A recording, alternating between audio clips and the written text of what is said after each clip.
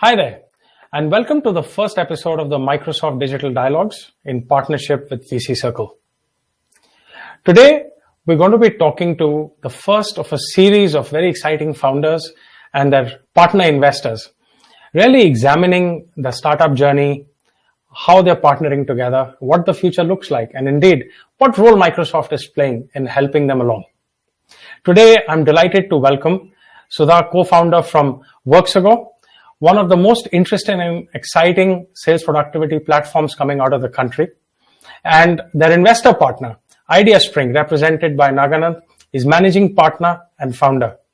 Sudha, Naganand, welcome to the show. So let me start by asking you, Sudha, tell us a little bit about what your venture does. How did you get the idea and how's it going these days? Thank you, Jerry. Worxogo is an AI company, focuses on improving sales productivity for the entire sales team. It's unique in that it works on behavior science principles. Our advisors are from Stanford Business School, and so it's a pretty cutting-edge product which sits on top of whatever currently companies have and nudges all their employees. So that's what we're doing. How interesting. I'll come back to you and maybe get you to flesh it out a little bit more. But Naganand, at Ideaspring, of course, you folks have been investing in a number of very, very exciting new ventures. You're an early stage investor. So what did you see in Sudha and her co-founders and their team, which caused you to say, hey, you know what, we want to partner with them in their journey? Yeah, so Ideaspring always looks for very exciting opportunities in the B2B space, and we typically come in pre-revenue. And, I had read a lot of books on behavioral economics, right, by Daniel Kahneman and Richard Taylor. And, I'm sold on that, honestly, that there's a lot to add when it comes to behavioral economics, because it just cannot be economic theory, but there has to be a lot of additions to that. And when I met the founders at Worxogo, including Sudha, when they were trying to actually bring that to fruition in the market, I thought this is a fabulous way of looking at increasing productivity, because giving the right nudges to the people at the right time will make an immense difference. And that we strongly believed, hence in our fund, that we have to support this company, because this has the probability and the capability to really change the way sales is done and how productivity can improve the sales. And that was one thing. And secondly, really loved the founders, because that's the other key aspect we look in the fund. How passionate are the founders? What's their domain expertise? What's their capability to build the company? And are they willing to sustain it for 4 to 6 years? And, in all those various categories, they checked off, and, hence we're very happy and honored to be part of the journey. It's very interesting. I'm sure the good professors, Kahneman and Thaler, would have never dreamt that thinking fast and slow and nudge would actually one day ultimately lead to someone making an early stage investment in a startup. How exciting, and what an interesting thread of thought over there. So let me come back to you. I mean, the whole notion of behavioral science and behavioral economics is not a new field, but it has been really brought to the forefront by the aforementioned books and several others. And tell us a little bit about how that kind of plays out and your association with Stanford as you build the company. So I think we are at a very wonderful juncture where cloud is, it's pretty much infinite. You can do any amount of analytics because of the availability of cloud. There's mobility, which is ubiquitous. Every single salesperson in India, in every country in the world, has a mobile. And now we have AI, which is the whole learning capability to say, what is each individual doing differently? How are they making their decisions on the field? And so the engine is able to learn. When you marry these three and you build, you can build at scale. And that's really what any product does, right? It is not about nudging a team of 100 or a team of 50 once as a project, but rather as institutionally. And that's been I come from IBM and PwC, and one of the beauties of large companies is scale. And we dream of scale. We're not yet there, but we dream of scale. I'm sure you'll get there one day. And that's a great segue for me to actually ask you, you've been also partnering with Microsoft through their, very structured program. So as, you look to globalize, as you look to build scale, tell us a little bit about how you've partnered with Microsoft and how that's actually helped you in this journey.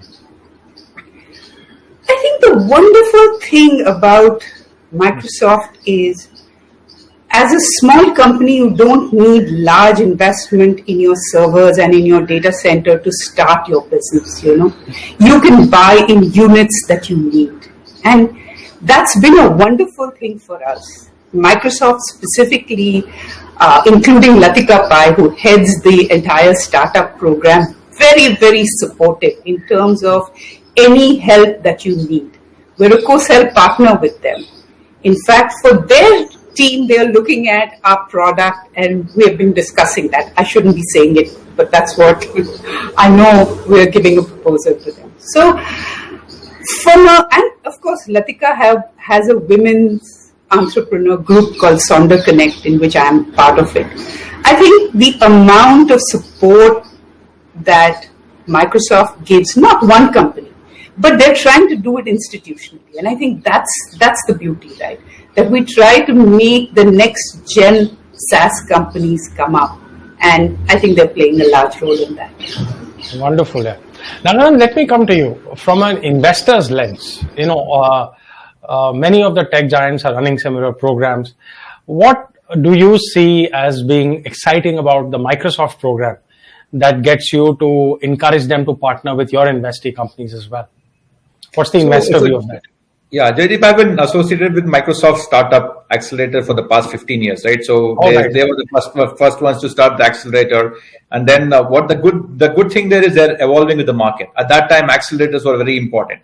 But if you take a snapshot of the market today, there are enough and more accelerators, and Microsoft has moved up the value chain, and rightfully so, to support many of our companies, including Worxogo. There are 4 or 5 of our portfolio companies working with Microsoft now, where they're saying, look, we will take you to the customers. And that is the need of the hour. Not only Indian customers, but global customers, which is very, very important, right?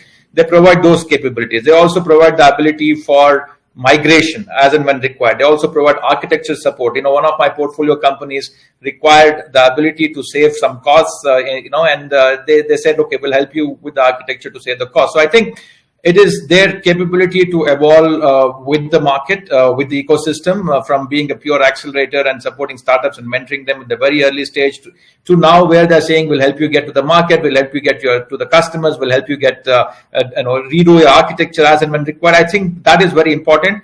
I think the players like that are extremely critical for the Indian startup ecosystem, particularly in the B2B space, as we try and sell to the world. Having Microsoft sales channels for our startups to be able to sell to the world is extremely important.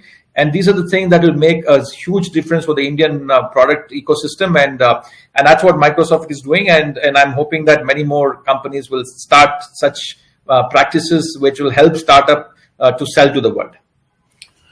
No, that's fantastic. So it's not just about capital, but also really supporting the startup through its journey. Now, I'm just staying with you for a second. I have to ask you, these days, including in the broad space that Worxogo is operating in, we've seen Mindtickle as a similar company. I won't say they may not be a direct competitor, but in the same space, getting a ton of funding and kind of attaining unicorn status, if I remember right. And broadly speaking, many people believe that, we are going through a secular shift to a digital economy. Many others believe this is yet another bubble which is going to pop.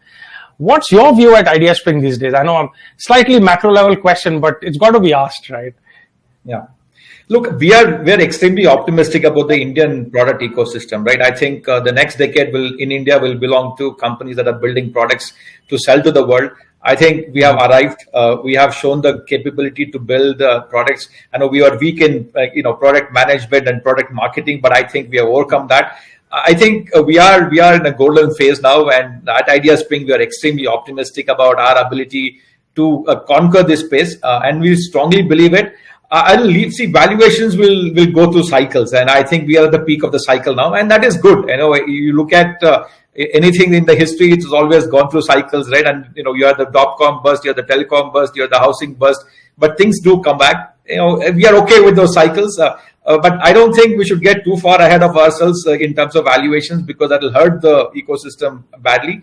But all these have a way of self-correcting. But overall, extremely optimistic about our ability to build products and sell to the world. And we are in it full steam, and looking forward to very, very exciting times for the next decade. No doubt, yeah. And I think just to add to what you're saying, I mean, our own research, which we conduct under our Edge Insights banner, is telling us that not only currently, but over the next 5 years as well, there's going to be an acceleration of value creation in the B2B space, in the product space.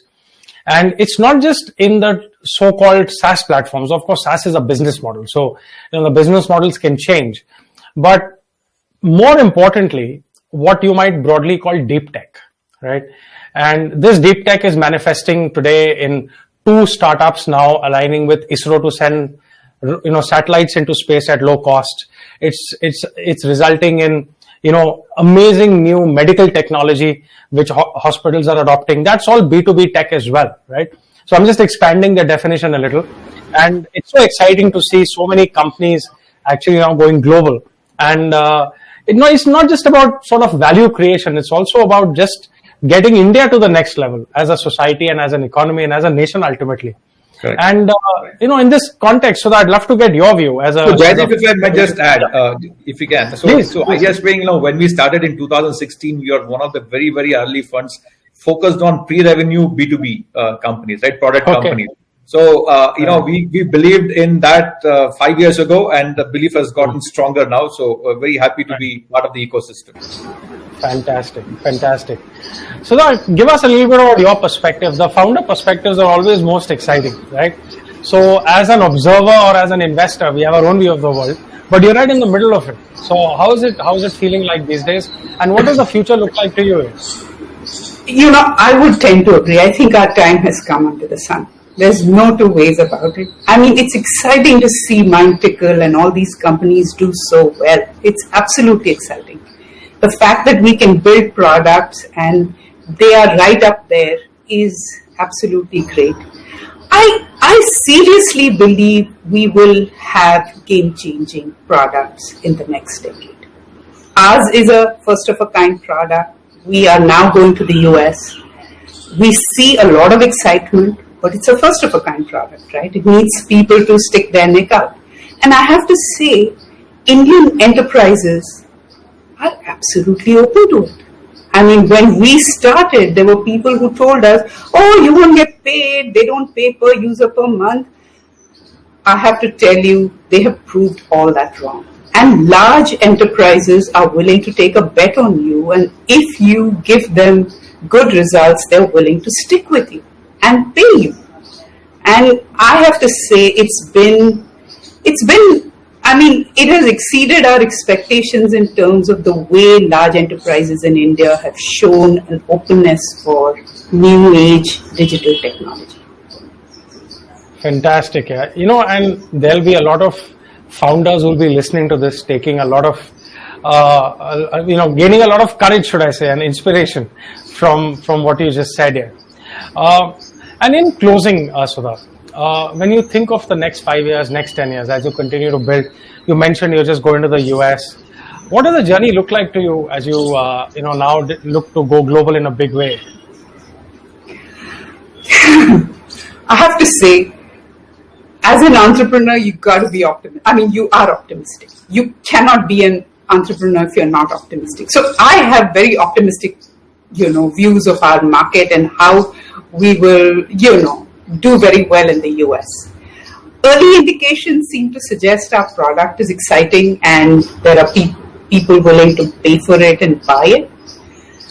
We sincerely hope we can get to the 1 billion. I mean, whether it takes 5 years or it takes 7 years, our objective is to build a big sustainable business. That's when we have something of scale and something serious from India. I can see Naganan just smiling, grinning ear to ear almost. And on, that upbeat note is a great place for me to wrap up our conversation today. As always, it's been very, very exciting talking to you. And, time has just sped by in a blink of an eye. And I'm sure that our viewers will be very interested to hear your views. And best of luck in your journey, Sudha, as you build the organization to the next level. Naganan, keep cheering on the entrepreneurs, not just funding them, and keep up the faith in the Indian startup ecosystem. I'm sure it will result not just in great returns for you and your LPs, but also in a great feeling of satisfaction at being part of this exciting new development in the Indian economy. So Sudha and Naganan, thank you ever so much for joining us for the first episode of the Microsoft Digital Dialogues today. Thanks a lot, Jaideep. Thank you. Thank you so much, Jaideep. Thank you, Naganan. As always. Thank you. Pleasure. Wonderful.